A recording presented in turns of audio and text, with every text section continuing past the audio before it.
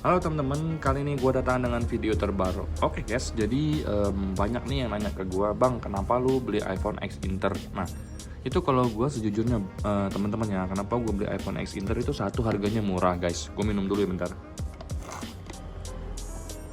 Itu satu harganya murah, udah murah banget menurut gue ya. Nah, kedua itu mudah didapatkan karena sekarang iPhone Store itu udah banyak banget ya, di mana-mana udah kayak kacang goreng ya. Mereka juga nyediain garansi email seumur hidup, katanya ada yang 3 bulan. Mereka juga nyediain tempat servis kalau ada kerusakan. Mereka juga ngasih garansi 1 bulan jika ada masalah buat iPhone kalian sesuai dengan S dan K yang berlaku ya guys di toko mereka. Nah, itu alasan kenapa gue beli iPhone second X Inter teman-temannya, karena gue tipikal yang selama iPhone-nya ini berfungsi dengan normal, fitur-fiturnya jalan dan kerjaan gue nggak keganggu, gue udah seneng-seneng aja teman-teman. Jadi gue nggak wajib harus beli di iBox atau gue nggak wajib harus beli langsung di luar negeri teman-teman. Nah, di sini gue akan bagi informasi penting. Jika kalian beli iPhone di luar negeri teman-teman, itu berapa sih pajak yang harus kalian bayarkan guys? Karena sebentar lagi kan iPhone 13 itu iPhone 14 ini udah rilis guys. Pasti banyak dong yang ngincar ya, kira-kira untuk pertama kalinya mungkin ada yang mau beli iPhone di luar negeri nih karena nggak sabar nunggu masuk ke Indonesia. Nah, di sini gue akan bagi perhitungan guys ya, berapa sih biaya pajak yang kalian harus bayarkan jika kalian beli iPhone di luar negeri. Nah, contohnya kalau kalian mau ke Singapura, beli iPhone di Singapura ya guys ya. Kita masuk ke perhitungannya langsung teman-temannya. Let's go. Oke guys, sekarang kita langsung masuk ke perhitungannya teman-temannya. Sebelum masuk ke perhitungan, kita cek dulu ini adalah aturan dari pemerintah melalui Bea Cukai. Di akun Twitternya ini udah gua kutip. Ini terdapat fasilitas pembebasan sebesar USD 500 berlaku untuk barang bawaan penumpang dari luar negeri. Fasilitas ini berlaku baik untuk WNA maupun WNI. Jadi guys, pemerintah itu ngasih ke kita limit 500 US dollar teman-teman ya, sebagai batas untuk kalian dikenakan tarif masuk atau enggak kalau kalian beli barang dari luar negeri teman-teman. Simpelnya seperti ini, 500 US kita kalikan sekarang kurs dolar itu anggap saja 15.000 ya guys. Jadi diangkat 7.500.000. Jadi lo dapat 7,5 juta dari pemerintah.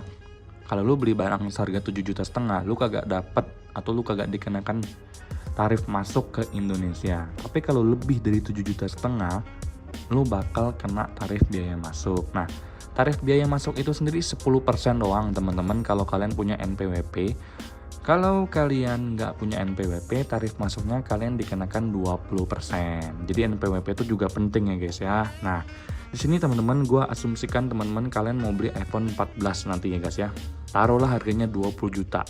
Jadi harga iPhone kalian tuh berapapun kalian konversikan ke rupiah dulu. Perhitungan secara kasarnya taruh aja 20 juta ya harga iPhone 14 kalian. 20 juta tadi harga barang secara resmi ya yang di Singapura.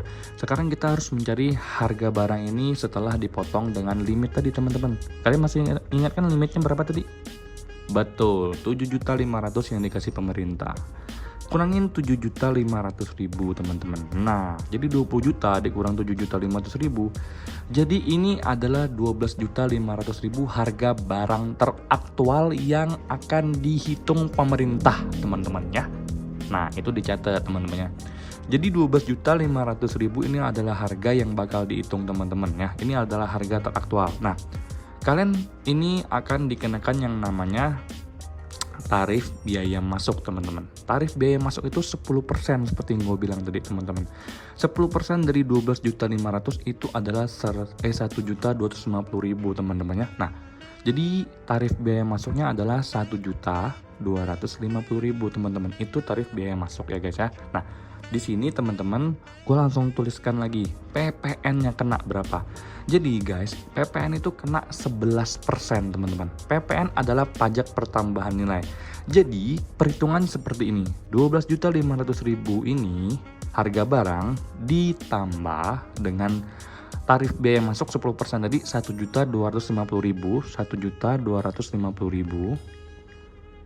Tek. Nah, jadi 13.750.000 ini udah include sama tarif biaya masuk 10% ya guys. Nah, kita kalikan 11% PPN kali 11% PPN. dapatlah PPN-nya sebesar 1.512.500 ya guys. Dicatat nih guys ya. Jadi ini gue catat guys ya, ini untuk PPN-nya sendiri ini 1.512.500. Kalau untuk tarif biaya masuk tadi itu sebesar 1.250.000.